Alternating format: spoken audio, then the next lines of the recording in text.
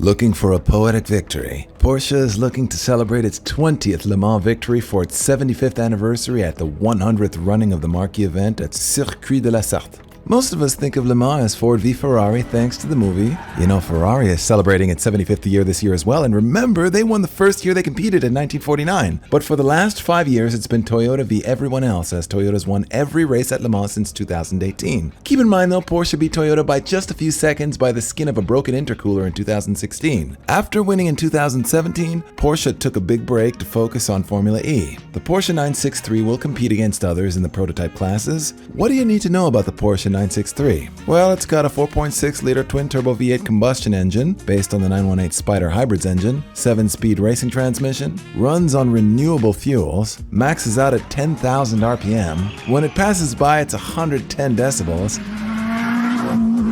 A plane taking off is 140 decibels, by the way.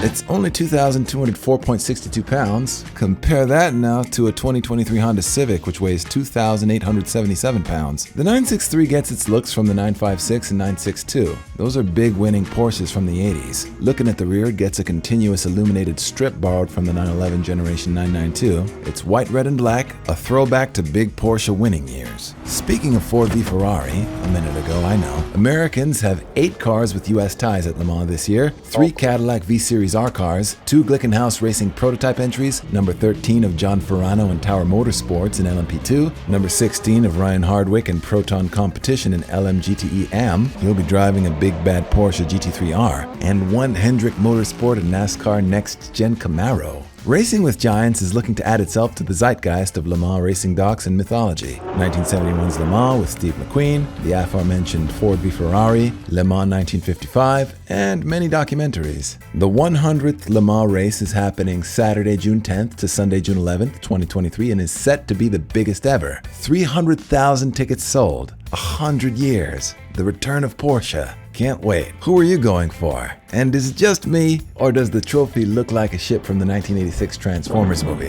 Probably just me. What's so special about Le Mans? It started as a way for vehicle manufacturers to test their cars' reliability in 1923 and grew into the ultimate endurance race. In the same way the Underground Railroad wasn't an actual underground subway-style train, drivers at Le Mans don't actually drive for 24 hours. Drivers switch in shifts they call stints. Le Mans teams are comprised of 3 drivers, and each driver must drive at least 6 hours total, and a maximum of 4 hours straight. No more running Le Mans starts. They stopped that in 1970. Although it was quite entertaining and dramatic, like the XFL's opening ball scramble instead of a coin toss, it was and is extremely dangerous to run on an active racetrack. The race starts at 4 p.m. Central European summertime in Le Mans, Sarthe, France. Starts with a rolling start and a French flag waving, and you see how many times you can go around the Circuit de la Sarthe's 8.4-mile track. Some of it's closed public road, some of it's purpose-built racetrack. The most exciting part, the 3.7-mile Maison Straight, or Les Anaudières in French,